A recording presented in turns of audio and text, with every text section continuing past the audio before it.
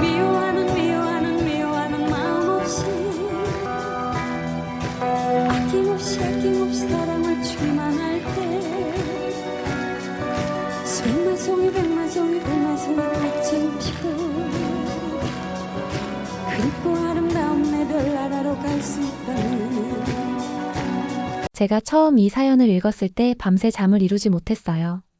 너무나 가슴 아프면서도 아름다운 이야기라서 어떻게 전해드려야 할지 고민했거든요. 캐나다 밴쿠버에서 성공한 한인 갤러리 대표와 고향 마을을 위해 병원을 세운 의사의 35년 만의 재회. 그 사이에 숨겨진 비밀과 딸의 존재까지. 이 이야기는 제가 지금까지 소개해드린 사연 중에서도 가장 깊은 감동을 주는 이야기라고 생각해요. 이 이야기를 준비하면서 정말 많이 울었어요. 지금도 생각하면 가슴이 먹먹해집니다. 한국의 노래 백만송이 장미가 어떻게 서로 다른 대륙에 살던 두 사람의 인생을 다시 연결시켰는지, 35년 동안 각자의 가슴에 품어온 사랑과 후회가 어떻게 치유되었는지, 그리고 용기 내어 진실을 마주했을 때 비로소 찾은 행복이 얼마나 값진 것인지 이 이야기를 통해 함께 느껴보셨으면 합니다. 캐나다 밴쿠버의 한 아파트 현관에서 한 중년 여성이 눈물을 흘리며 딸에게 물었습니다. 집안에서 흘러나오는 한국 노래가 그녀의 마음을 흔들어 놓았죠. 35년 동안 봉인해 두었던 기억이 한순간에 무너진 겁니다. 저는 현재 캐나다 밴쿠버에서 수진 갤러리라는 한인 미술관을 운영하고 있습니다. 이민 1세대로서 캐나다에서 성공한 비즈니스 우먼이라고 불리지만 오늘은 그런 타이틀이 아닌 한 여자로서 이야기를 들려드리려 합니다. 2024년 봄 저는 딸 에밀리의 졸업 파티에 초대받았습니다. 에밀리는 UBC에서 미술사를 전공하고 이제 막 졸업한 24살 청년이죠. 딸의 아파트에 도착해서 초인종을 누르고 기다리는데 문이 열리자마자 집 안에서 한 노래가 들려왔습니다. 그 순간 제 심장이 멎는 듯 했습니다. 35년 전 제 인생을 완전히 바꿔놓은 그 노래. 백만송이 장미였습니다. 에밀리가 놀라서 제 상태를 물었지만 저는 말을 할 수 없었습니다. 현관에 그대로 주저앉아 눈물을 쏟았습니다. 에밀리는 당황했겠죠. 늘 강하고 이성적이던 어머니가 갑자기 그런 모습을 보이니까요. 간신히 이 노래를 어떻게 알게 됐는지 물었더니 에밀리는 한국인 룸메이트가 자주 듣는 노래라고 했습니다. 그 순간 35년 동안 가슴 깊이 묻어두었던 기억들이 봄날의 꽃처럼 한꺼번에 피어올랐습니다. 그리고 결심했습니다. 이제는 말할 때가 되었다고. 딸에게도 그리고 제 자신에게도 고백할 때가 되었다고요. 제 이야기를 이해하시려면 1980년대 후반의 목포로 돌아가야 합니다. 저는 목포에서 태어나 자란 평범한 가정의 딸이었습니다. 아버지는 작은 수산물 가게를 운영하셨고 어머니는 집에서 옷 수선 일을 하셨죠. 우리 가정은 그리 넉넉하지 않았지만 사랑이 많은 가정이었습니다. 저는 목포대학교 영문과에 진학했고 대학 졸업 후에는 외국계 회사에 취직해 서울로 올라갈 계획이었죠. 그게 제 꿈이었습니다. 넓은 세상을 보고 싶었거든요. 하지만 대학 3학년 여름 아버지가 갑자기 사업에 실패하셨습니다. 빚을 갚기 위해 집까지 팔아야 하는 상황이 되었죠. 결국 저는 학업을 중단하고 돈을 벌어야 했습니다. 그렇게 목포의 작은 카페에서 아르바이트를 시작했습니다. 바다가 보이는 카페라는 이름의 그곳은 항구 근처에 있었고 가끔 외국인 관광객들도 찾아오는 곳이었습니다. 처음에는 너무 창피했습니다. 대학을 중퇴하고 웨이트리스가 된 것이 자존심 상했으니까요. 하지만 시간이 지나면서 그곳에서의 일이 저를 치유해 주었습니다. 그리고 그해 가을 그곳에서 그를 만났습니다. 1989년 10월의 어느 날이었습니다. 카페가 조용한 오후 문이 열리고 한 남자가 들어왔습니다. 처음 보는 얼굴이었죠. 키가 크고 단정한 모습, 약간은 지쳐 보이는 눈빛이 인상적이었습니다. 그는 커피를 주문하고 창가 자리에 앉아 책을 펼쳤습니다. 의학 서적이었죠. 나중에 알게 된 사실이지만 그는 서울대 의대생으로 목포의 어느 병원에서 실습 중이었습니다. 김준호라는 이름의 25살 청년이었죠. 그날 이후 그는 매일 같은 시간에 카페를 찾았습니다. 항상 같은 자리에 앉아 공부했죠. 가끔 피곤해 보일 때면 주문하지 않아도 커피를 가져다 주곤 했습니다. 그럴 때마다 그는 환한 미소를 지었습니다. 어느 날 그가 작은 워크맨을 듣고 있는 것을 보았습니다. 평소와 달리 의학 서적 대신 창밖을 바라보며 깊은 생각에 잠겨 있더군요. 호기심에 무슨 노래를 듣는지 물었더니 그는 잠시 망설이다가 이어폰을 저에게 건넸습니다. 그렇게 처음 들은 노래가 바로 백만송이 장미였습니다. 그는 심수봉이라는 가수의 노래라고 설명했고, 사랑하는 사람을 위해 100만 송이의 장미를 피우고 싶다는 내용이라고 했습니다. 당신을 위해 정말 아름다운 것을 만들고 싶다는 그런 마음이라고요. 그의 설명을 들으며 처음으로 마음이 떨렸습니다. 그의 진지한 눈빛과 따뜻한 목소리에 무언가 끌리는 느낌이었죠. 그날 이후 우리는 조금씩 가까워졌습니다. 그의 공부가 끝나갈 무렵이면 저는 그의 테이블에 앉아 이야기를 나누었고, 그는 저에게 자신의 꿈에 대해 들려주었습니다. 그의 고향은 전라남도 고흥이었습니다. 바다가 보이는 작은 마을이죠. 그곳에는 제대로 된 병원이 없어서 누가 아프면 버스 타고 1시간은 가야 한다고 했습니다. 그는 의사가 되어 고향으로 돌아가 작은 병원을 열고 싶다고 했습니다. 어릴 때 할머니가 갑자기 편찮으셨는데 제때 치료를 받지 못해 돌아가셨다고요. 그때부터 그는 고향에 꼭 필요한 의사가 되겠다고 결심했다고 합니다. 그의 이야기를 들으며 저는 제 자신이 부끄러워졌습니다. 저는 단지 가족의 재정 문제로 인한 상실감에 빠져 있었을 뿐 미래를 향한 진정한 꿈이나 목표가 없었으니까요. 하지만 그의 곁에서 저는 조금씩 변화하기 시작했습니다. 가을이 깊어갈수록 우리의 관계도 깊어졌습니다. 그의 병원 실습이 끝난 후에는 종종 목포의 바닷가를 함께 걸었고 유달산에 올라 별을 보기도 했죠. 어느새 우리는 서로에게 없어서는 안 될 존재가 되었습니다. 어느 날 준호는 서울로 돌아가야 한다고 말했습니다. 그의 실습 기간이 끝나가고 있었죠. 제 마음은 무너졌지만 표정에 드러내지 않으려 했습니다. 그는 매주 내려오겠다고 했고 졸업하면 함께 고향으로 가지 않겠냐고 물었습니다. 그 말에 저는 놀랐습니다. 우리의 관계가 이렇게 진지해질 줄 몰랐으니까요. 하지만 동시에 행복했습니다. 처음으로 누군가가 저를 진심으로 원했으니까요. 그렇게 몇 달이 지났습니다. 준호는 약속대로 매주 주말이면 목포로 내려왔고 우리는 소중한 시간을 함께 보냈습니다. 우리는 서로의 꿈에 대해, 미래에 대해 많은 이야기를 나눴습니다. 그러던 1990년 초 제게 예상치 못한 기회가 찾아왔습니다. 카페에 자주 오던 캐나다인 부부가 있었습니다. 밴쿠버에서 온 관광객이었죠. 그들은 제가 영어를 꽤 잘한다는 것을 알고는 제안을 했습니다. 밴쿠버에서 갤러리를 운영하는데 한국 미술품을 소개하고 싶으니 제가 통역과 안내를 맡아주면 어떨지 학비도 지원해주겠다고 했습니다. 정말 고민이 되었습니다. 제가 꿈꾸던 외국에서의 생활이었고 학업을 계속할 수 있는 기회였죠. 하지만 동시에 준호와 헤어져야 한다는 의미이기도 했습니다. 준호에게 이 이야기를 했을 때 그는 한참 동안 말이 없었습니다. 그러다 마침내 입을 열어가야 한다고 이건 정말 좋은 기회이니 제 꿈을 위해 가야 한다고 했습니다. 우리의 계획은 어떻게 되냐고 물었더니 그는 기다리겠다고 했습니다. 자신이 의사가 되면 저를 찾아가겠다고 그때까지 각자의 꿈을 위해 노력하자고 했습니다. 준호의 말은 진심이었지만 현실은 그리 간단하지 않았습니다. 우리 둘 다 알고 있었죠. 수천 킬로미터 떨어진 곳에서 몇 년을 기다린다는 것이 얼마나 어려운 일인지를. 1990년 5월 저는 캐나다행 비행기를 타기로 했습니다. 준호는 인천공항까지 배웅을 왔죠. 공항 로비에서 마지막 인사를 나눌 때 그는 작은 선물을 건넸습니다. 100만 송이 장미 카세트 테이프였습니다. 그는 이 노래처럼 저를 위해 정말 100만 송이 장미를 피우고 싶었지만 지금은 각자의 꿈을 이뤄야 할 것 같다고 했습니다. 그러면서 행복하라는 말을 건넸습니다. 저는 아무 말도 할 수 없었습니다. 그저 그를 꼭 안아주었을 뿐이죠. 그리고 비행기에 오르기 전 꼭 다시 만나자고 약속했습니다. 하지만 제가 그에게 말하지 못한 비밀이 있었습니다. 제가 그의 아이를 가진 것을 출국 직전에 알게 된 사실이었죠. 하지만 그에게 알리면 그는 모든 것을 포기하고 저와 함께하려 할 거였습니다. 저는 그의 꿈을 망치고 싶지 않았습니다. 밴쿠버에 도착한 후 저는 몇 번이나 편지를 쓰려다 그만두었습니다. 어떻게 이 사실을 알려야 할지 그리고 그가 어떤 반응을 보일지 두려웠으니까요. 결국 시간은 흘러갔고 저는 딸 에밀리를 홀로 낳아 키우기 시작했습니다. 밴쿠버에서의 삶은 쉽지 않았습니다. 낯선 땅에서 혼자 아이를 키우는 것은 정말 힘들었죠. 하지만 데이비드와 수잔 부부 제안을 했던 캐나다인 부부의 도움으로 조금씩 자리를 잡아갔습니다. 그들의 갤러리에서 일하면서 한국 미술에 대해 더 많이 배웠고 밤에는 대학에서 미술사를 공부했죠. 몇 년 후 데이비드 부부가 은퇴하면서 갤러리를 저에게 물려주었습니다. 그렇게 수진 갤러리가 탄생했죠.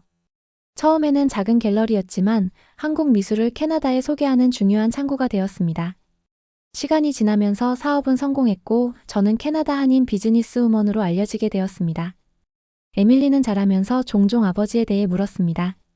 하지만 저는 한 번도 제대로 된 대답을 해주지 못했습니다. 그저 너의 아버지는 한국에 있어라는 애매한 대답만 했죠. 에밀리는 더 이상 묻지 않았고 그렇게 시간이 흘렀습니다. 가끔 한국 뉴스를 볼 때면 준호를 생각했습니다. 그는 꿈을 이루었을까? 고향에 병원을 세웠을까? 결혼은 했을까? 이런 생각들이 머릿속을 스쳐 지나갔지만 확인할 방법이 없었죠. 인터넷이 발달한 후에도 그의 소식을 찾으려 하지 않았습니다. 어쩌면 두려웠는지도 모릅니다. 그가 행복한 가정을 이루고 있다는 사실을 확인하는 것이. 그리고 2024년 드디어 에밀리에게 진실을 말할 때가 왔습니다. 그 노래를 듣고 무너진 제 모습을 본 딸은 더 이상 회피할 수 없게 만들었습니다. 에밀리가 정말 괜찮은지, 무슨 일이 있었는지 묻자 저는 딸의 손을 잡고 거실 소파에 앉았습니다. 그리고 35년 만에 처음으로 그 이야기를 시작했습니다. 그녀의 아버지에 대한 이야기를요. 목포의 작은 카페에서 시작된 이야기, 꿈 많던 의대생과의 사랑, 그리고 우리가 서로를 위해 내린 고통스러운 결정까지. 모든 것을 털어놓았습니다. 에밀리의 눈에는 놀라움과 함께 이해의 빛이 어렸습니다. 그녀는 오랫동안 자신의 뿌리에 대해 궁금해했던 거죠. 그런데 왜 아버지에게 자신의 존재를 알리지 않았냐고 물었을 때 저는 할 말을 잃었습니다. 35년 동안 스스로에게 했던 변명들이 갑자기 공허하게 느껴졌기 때문이죠. 처음에는 그의 꿈을 망치고 싶지 않았다고, 그리고 시간이 지날수록 더 어려워졌던 것 같다고 말했습니다. 그것이 제 실수였다고 인정했습니다. 에밀리는 잠시 생각에 잠기더니 결연한 표정으로 한국에 가서 아버지를 찾아보자고 했습니다. 처음에는 망설였지만 에밀리의 단호함을 보니 저도 용기를 냈습니다. 35년이 지났지만 이제라도 준호에게 진실을 알릴 때가 되었다고 생각했죠. 2024년 6월 우리는 인천공항에 도착했습니다.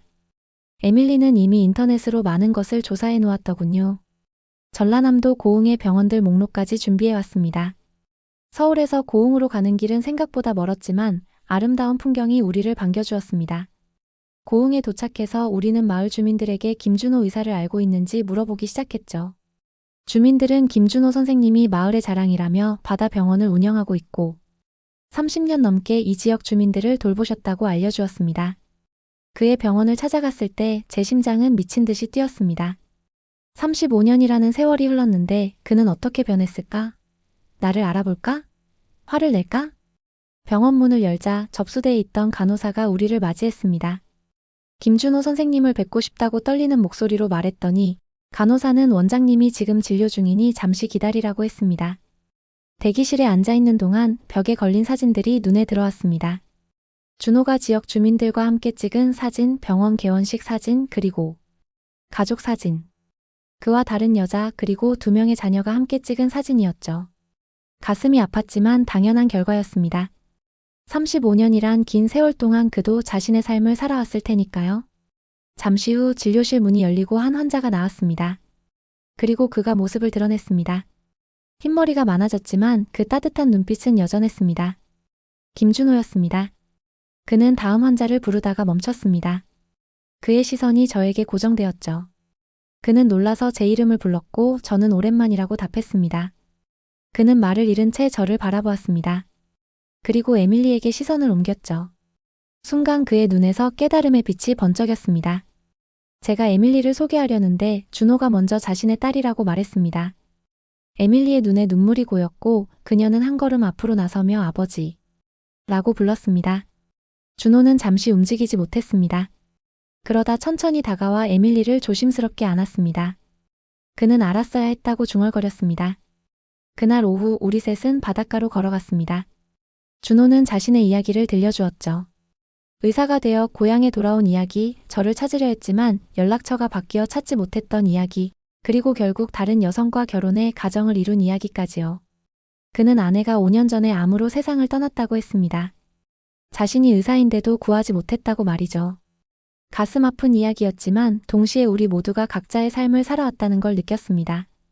준호는 왜 자신에게 알리지 않았는지 물었습니다. 그에게도 알 권리가 있었다고요. 저는 그의 꿈을 망치고 싶지 않았다고, 그리고 시간이 지날수록 더 어려워졌다고 설명했습니다. 그리고 미안하다고 말했습니다. 준호는 잠시 생각에 잠겼다가 우리 모두 실수를 했지만 이제라도 만나게 되어 다행이라고 말했습니다. 에밀리는 아버지에 대해 알고 싶은 것들을 물었고 준호는 기쁘게 대답해 주었습니다. 그들이 대화하는 모습을 보며 제 마음은 복잡했지만 한편으로는 평화로워졌습니다. 그로부터 몇 달이 지났습니다. 저는 밴쿠버로 돌아왔지만 에밀리는 한국에 좀 더 머물기로 했죠. 아버지와 함께 시간을 보내면서 자신의 뿌리를 찾고 싶다고 했습니다. 준호와 저는 이제 정기적으로 연락을 주고받습니다. 우리의 관계는 이전과 달라졌지만 서로에 대한 존중과 이해가 있습니다. 그리고 무엇보다 우리에게는 에밀리라는 연결고리가 있죠. 준호는 고흥에서의 병원 운영을 아들에게 맡기고 가끔 밴쿠버를 방문하기 시작했습니다. 저도 한국을 더 자주 방문하게 되었고요. 에밀리는 한국과 캐나다를 오가며 문화교류 프로그램을 시작했습니다. 그녀는 두 나라, 두 문화 사이의 다리가 되었죠. 가끔 우리 셋은 함께 백만송이 장미를 듣습니다. 이제는 그 노래가 슬픔이 아닌 우리를 연결해준 소중한 매개체가 되었으니까요. 한 노래가 35년의 세월을 뛰어넘어 세 사람의 인생을 다시 이어준 기적 같은 이야기입니다. 준호는 최근에 은퇴를 계획하고 있습니다. 그리고 1년 중 절반은 캐나다에서 보내기로 했죠. 우리는 서로에게 두 번째 기회를 주었습니다. 늦은 나이에 찾은 우정과 가족의 의미를 소중히 여기고 있습니다. 에밀리는 저희가 평생 숨겨왔던 진실을 마주하게 해준 용기 있는 딸입니다. 그녀 덕분에 오랫동안 단절되었던 관계가 회복되었고 우리 모두 과거의 아픔을 치유할 수 있게 되었습니다. 인생은 참 이상한 것 같습니다. 때로는 가장 큰 아픔이 가장 큰 축복이 되기도 하고 가장 길었던 기다림이 가장 아름다운 만남이 되기도 하니까요. 그리고 때로는 한 노래가 우리의 운명을 바꿔놓기도 하죠. 여러분의 인생에도 백만송이 장미 같은 특별한 노래가 있나요? 오랫동안 잊고 있었던 소중한 기억을 불러일으키는 멜로디가 있다면 그 기억을 따라가 보세요. 어쩌면 여러분도 놓쳤던 무언가를 다시 찾을 수 있을지도 모릅니다. 가끔 저는 이렇게 생각합니다. 만약 그때 준호에게 임신 사실을 알렸다면 어땠을까? 만약 함께 캐나다로 왔다면? 만약 용기를 내어 더 일찍 그를 찾았다면? 하지만 인생에 만약이란 없겠지요. 지나간 시간은 돌이킬 수 없으니까요. 다행인 것은 비록 35년이라는 시간이 흘렀지만 우리 모두 각자의 삶에서 의미를 찾았다는 것입니다. 준호는 고향에서 많은 사람들을 도우며 존경받는 의사가 되었고 저는 한국 문화를 캐나다에 알리는 일을 했습니다. 그리고 가장 중요한 것은 에밀리가 건강하게 자라 훌륭한 사람이 되었다는 점이지요. 요즘 저는 자주 생각합니다. 우리가 평생 쌓아온 벽은 사실 우리 자신이 만든 것이었을지도 모른다고요. 두려움, 자존심, 그리고 시간이 만든 벽. 하지만 용기 있게 그 벽을 허물기로 결심했을 때 우리는 비로소 자유로워질 수 있었습니다. 어쩌면 그게 백만송이 장미가 전하는 메시지일지도 모릅니다. 진정한 사랑은 시간과 공간을 초월한다는 것. 그리고 때로는 한 송이의 장미처럼 작은 용기가 백만 송이의 장미만큼 큰 변화를 가져올 수 있다는 것을요. 오늘 저는 이 이야기를 통해 여러분에게 말하고 싶습니다. 인생은 길고 우리는 많은 선택의 기로에 서게 됩니다. 때로는 잘못된 선택을 하기도 하고 후회할 일도 생기겠지요. 하지만 중요한 것은 지금 이 순간 우리가 어떤 선택을 하느냐입니다. 용기를 내어 오래된 상처를 들여다보고 스스로를 용서하고 새로운 시작을 할 수 있는 용기 말입니다. 저에게 백만송이 장미는 이제 슬픔이 아닌 희망의 노래가 되었습니다. 그리고 저는 여전히 그 노래를 들을 때마다 가슴이 뛰지만 이제는 그것이 슬픔이 아닌 감사함 때문입니다. 35년 만에 찾은 우리 가족, 그리고 새로운 시작에 대한 감사함이죠. 저의 이야기는 여기까지입니다. 여러분의 마음에도 아름다운 장미가 피어나길 바랍니다. 오늘 사연은 어떠셨나요? 여러분의 생각을 아래 댓글에 마음껏 남겨주세요. 구독과 좋아요를 눌러주시면 재미있고 감동적인 사연을 기다리지 않고 바로 들어보실 수 있습니다. 끝까지 시청해주신 여러분 정말 감사드리고요. 더 재미있고 감동적인 사연으로 돌아오겠습니다. 감사합니다.